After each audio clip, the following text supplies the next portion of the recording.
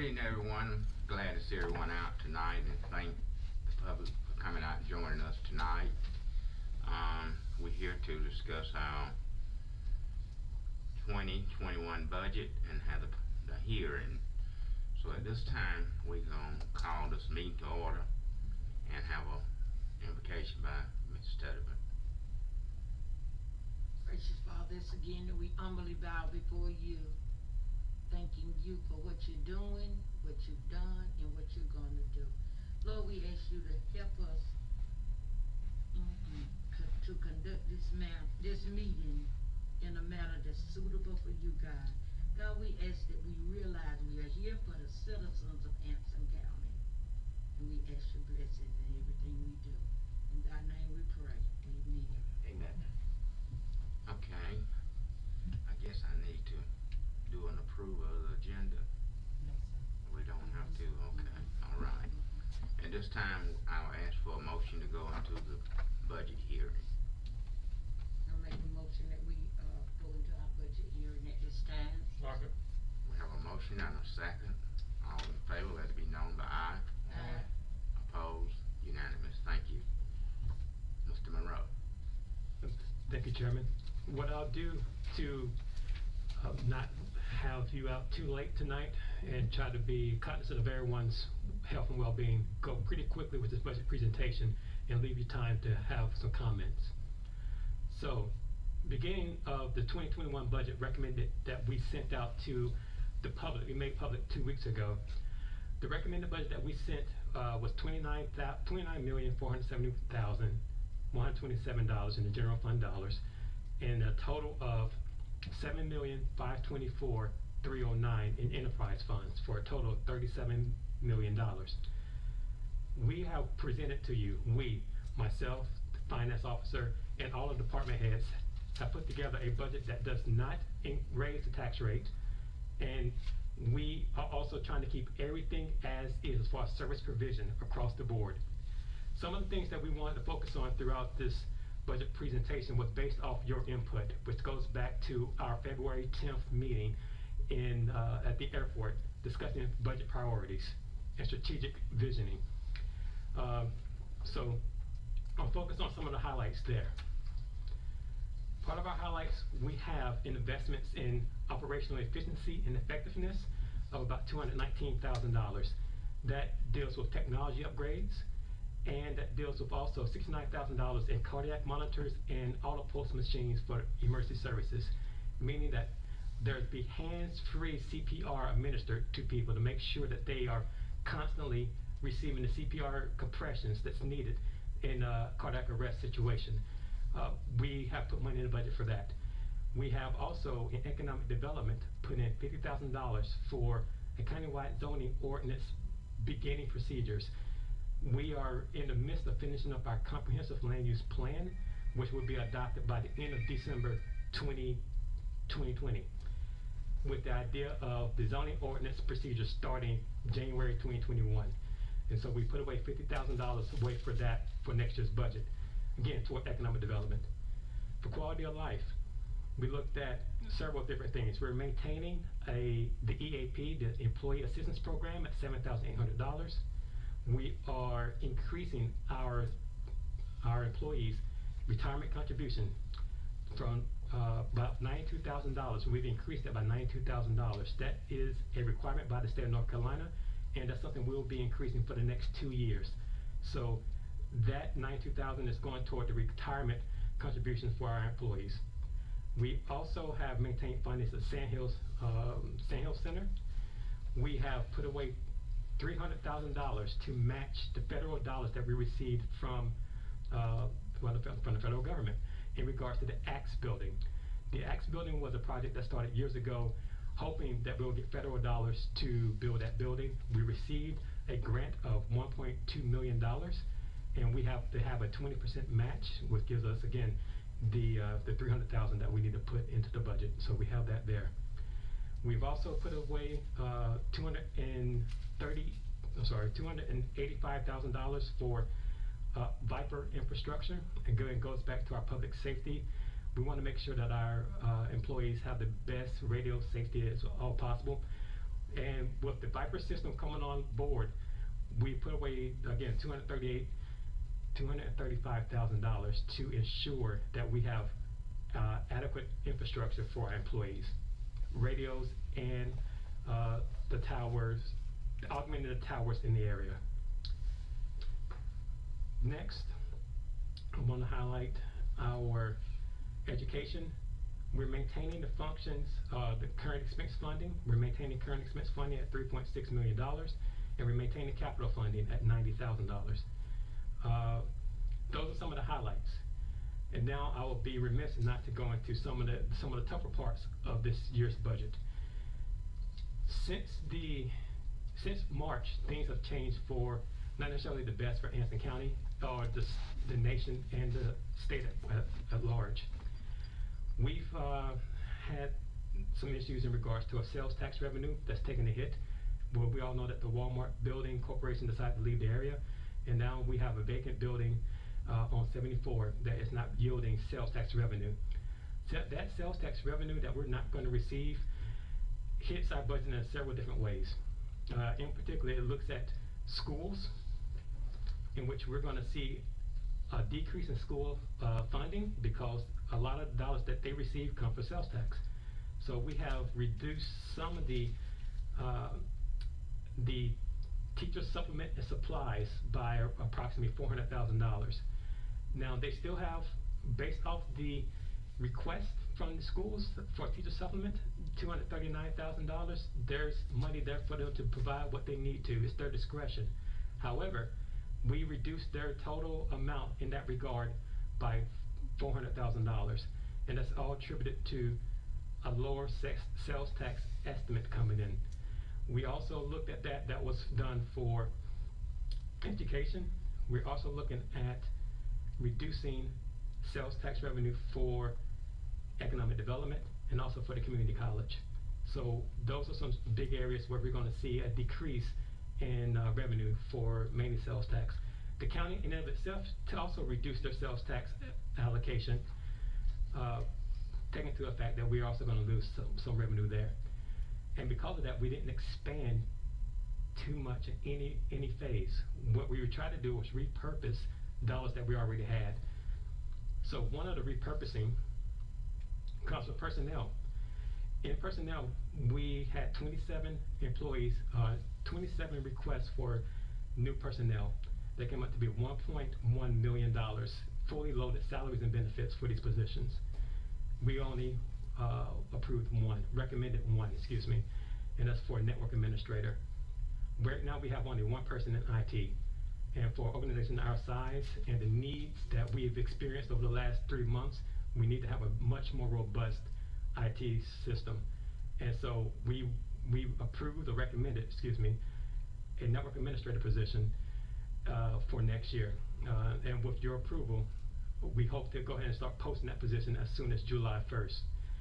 That was the only thing that really changed in personnel, and that is the piece that's going to be needed for next year, is to make sure that if this COVID-19 environment continues to stay, that we want to make sure that we have our technology squared away, that people can telework, that they don't have to be in one area at the same time. So that's going to be the big piece. Also, over the last several years, our IT infrastructure hasn't been the best, and so we're looking to really reconfigure all those things.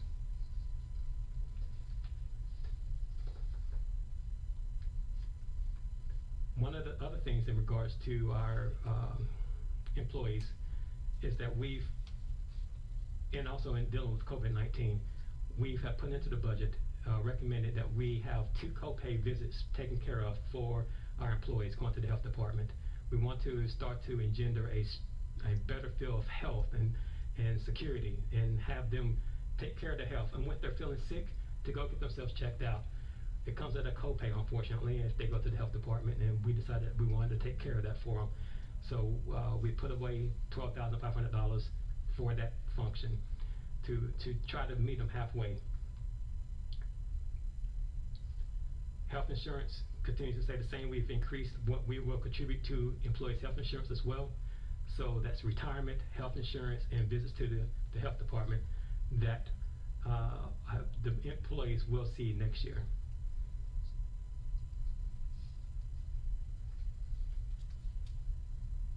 Regarding facilities, this year we scaled back. We're projecting a scale back on some of the facilities, but normal things, HVACs, inspections, HVAC at the library and at the inspections building, but nothing out of the norm. We're just going to be kind of normal. The next that we've looked into is the capital improvement plan. We haven't done one of these in the past, and we wanted to get ahead of the game because for the next 10 years, there are a lot of things Anson County will be moving toward, hopefully. And some of those things are going to be at a middle school, a sheriff's office with a jail and a magistrate's office, a courthouse, a high school. A lot of things are on the table. And none of these things are going to get done next year. But over the next 10 years, we need to plan to make sure that we have money set aside and a strategy to go out and do these things. So as such, we've recommend that we have a CIP, and we have it in the back of our budget message that you can take a look at. Again, it's a rough estimate over a 10-year period of $272 million. Again, that's a large number, and we will not be taking a bite out of that all at one time, if at all, but we will need to have a plan to move toward some of the higher priority functions on these things. And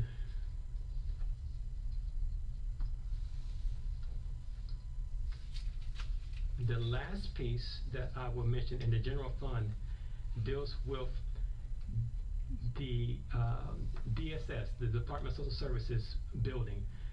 The board has not made a decision on that, and I don't expect you to make a decision tonight. That's not the intention. But we have put aside $87,000 in furniture purchases in case we move forward with that building, that when they move into the building, they don't have an empty, unfurnished building. So that money is set aside for that in this budget. Again, that decision is not to be made tonight. I don't expect you to make a decision tonight, but in preparation, we put that to the budget. Then finally, I'll move over to the enterprise fund. There's been some changes in the enterprise fund from we lost a pretty big water customer at the beginning of this year. Richmond County decided that they no longer wanted to purchase water from us, which impacted us significantly. So we've requested a rate increase. When I talked last week, we had a budget hearing.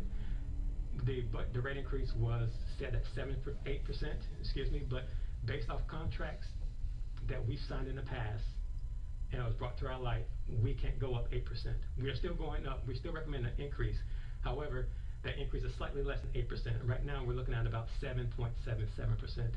And it's a formula based off the CPI index. So that is where we are with that. There has been increases to the, there have been changes in the budget from last week in regards to your request. But sorry, I'm speaking in two different, the mask is bothering me a little bit. The enterprise fund has 2 rate increases for the wastewater and the water. They are less than what we talked about last week. And concern, the 13% was a concern for the wastewater, and 8% was a concern based off the contract. And we've reduced that, although we're still within scale of getting the revenue we need for the next 10 years. We will have to come back and revisit this over the next 10 years, over the next several years, because we have not created a fee structure which includes our capital, and our capital needs to be replaced very soon. So that is a rough, quick run over in the budget. There were some changes that were made last week per the Board of Commissioners, and I'll go over and discuss those real quickly. Again, we started off with $29,470,127 for general fund. We made reductions to what we had, the Christmas luncheon. We reduced that by $7,625 to be $10,375. So that's where we've made a reduction there.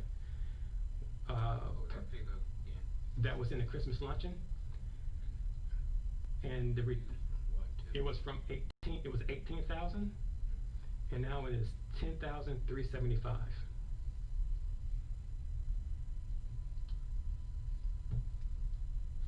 Also in that, in your department, there was other agency funding requests. We reduced that, completely from 2,450 to $0. Also in that function, we've received recently the CARES dollars, the COVID relief fund. We have been slated to receive $647,000. What we recommend is that we recognize those dollars in next year's budget. We have 6 months to spend them, and everything that comes from it needs to be COVID related. So we increased the fund balance appropriation by $647,744 just to put into the budget, so we have opportunity to spend it next year.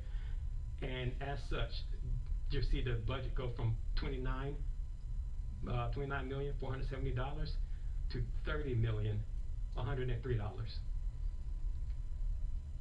So that's the change that you'll see in the budget from what was recommended and discussed last week, based off your input and based off the fact that the COVID dollars are in pocket now, and we want to, before we make any rash decisions, go and recognize it and then plan to spend it out over the next 6 months.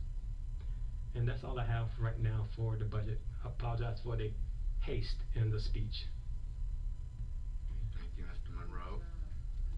Are there any comments from the public about the budget? Commissioners, are there any comments? I know last meeting we talked about the money that commissioners get to do what they want to this year. I wish we wouldn't do away with that. I feel I give mine to a group that really needs it, and I guess the rest of them do too, but I'd hate for us to do away with that. It's only $300, it's only $2,100 a year. $350 we received. Huh? It's $350. Okay, whatever it is, I would hate for us to do away with that. Mr. Sykes, I agree with you wholeheartedly.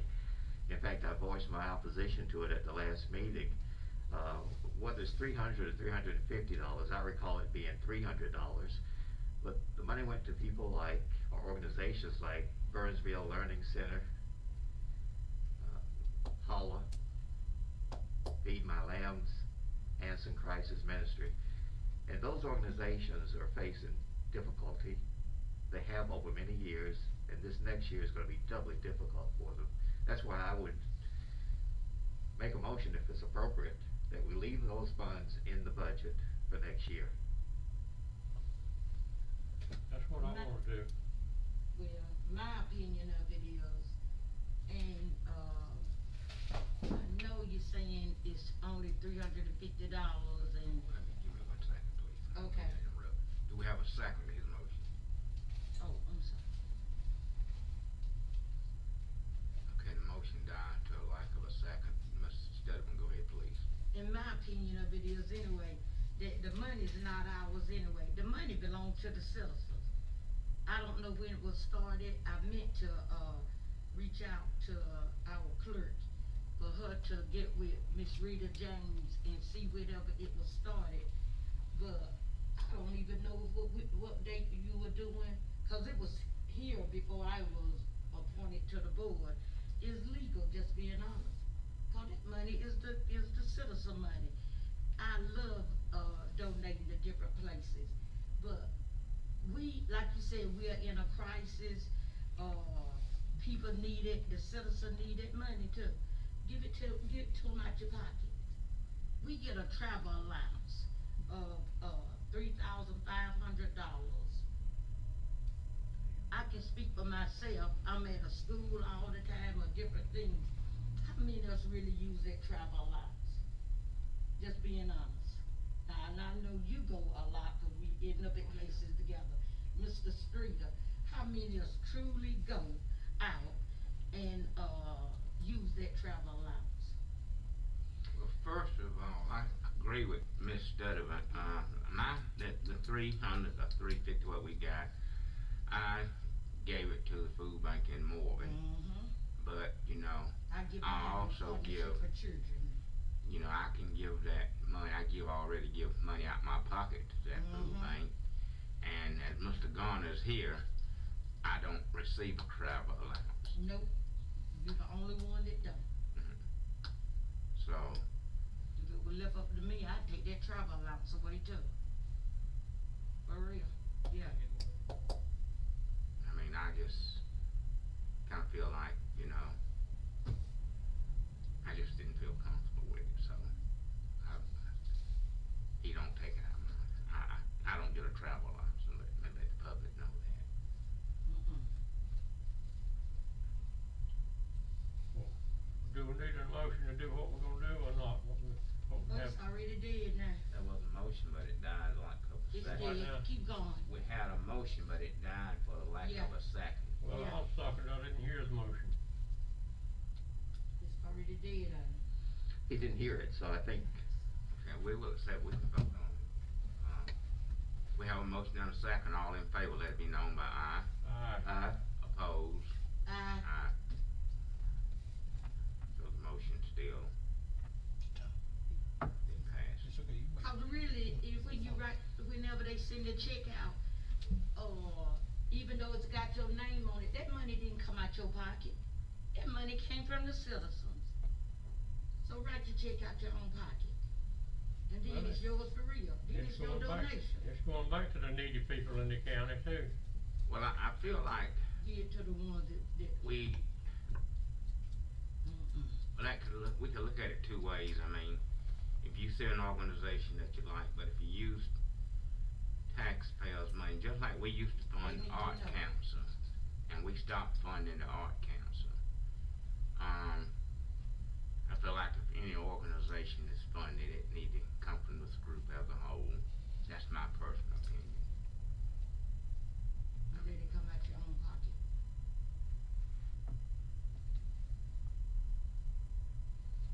so for clarification, we have a tie, so what is the ruling?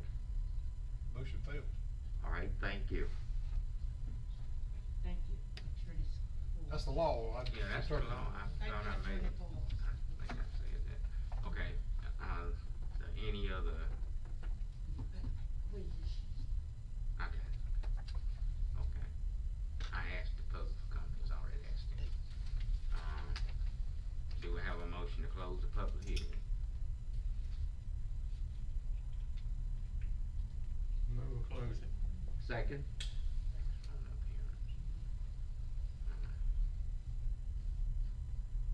We have two persons for appearance, but they didn't speak up when I asked for anyone from the public. Yes, Was sir. y'all question related to the budget? Yes, sir, I apologize, wasn't sure it was the appropriate time, but I reckon it is. I'm sorry. My name's Marcus Bryant.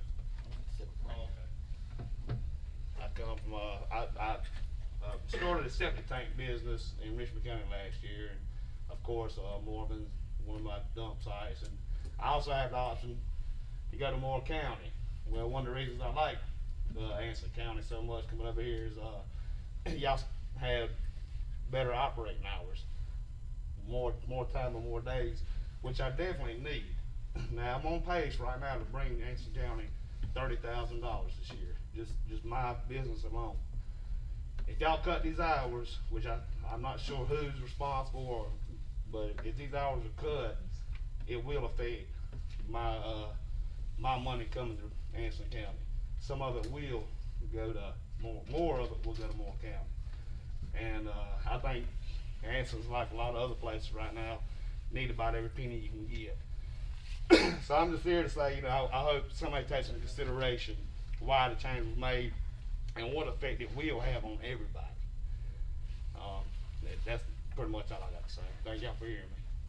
Okay. Yeah, I'm with him for that too. I'm Frank Hilder. Okay. I've been doing business for counties for years, and it's just gonna be a surprise cut cause somebody went down there and stole a vehicle out of county facility. So, I mean, we ain't responsible for that, you know. I talked to Mike Session this afternoon, since that's his department, cause I had some more calls about that. We did have some theft down at that plant. But after 3 o'clock, if I'm not mistaken, there's only one person there. Well, it's been And- like that for Yeah, 35 years. but we haven't had theft until recently. We had stuff about 10 years ago. It didn't change then. I mean, why change it now? But I talked But I to Mr. mean- Woodburn. He said we could put, if y'all could go along with it, put an electronic gate up, give all septic hauler a remote. So we could have access and to the facility with the one Now, person. now in the letter that Mike said they sent out, it was in that letter that if you have an emergency dump, just call, what's the Okay, gentleman's name? I called that number, 4 o'clock Saturday, no answer, still no answer as of today. Mr. Gary Garrison. Mr. Monroe. I turned over to you first. This is the first time I've heard about this situation. I prefer that we have a conversation offline. This is here for the public speak or a public hearing in regards to the budget. Yeah. Your situation is slightly more specific than the budget for 2021. So if you gave me your card, we can be in contact and discuss this particular situation Okay. tomorrow or later on this week.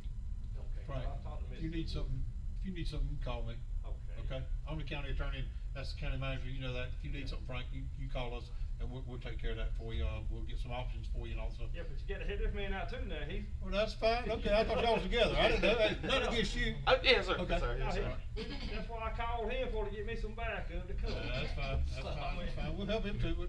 You know, I'm sorry, the county manager, he'll handle the situation in the best Okay. possible solution for the but county. if we have to, we can donate some on this electronic fence, we've got to. We can discuss those things. Yeah. This won't be something that needs to be discussed in public right at this point, Yeah. for your unique situation. Let's have your phone number, you have that already written down, contact information? Write it down and. That letter is. Just give it to the clerk and, she'll call and let y'all know when to come up and talk to the manager. Just 704-695-4795. Yes, ma'am. Thank you very much. Marcus Bryant. Marcus Bryant.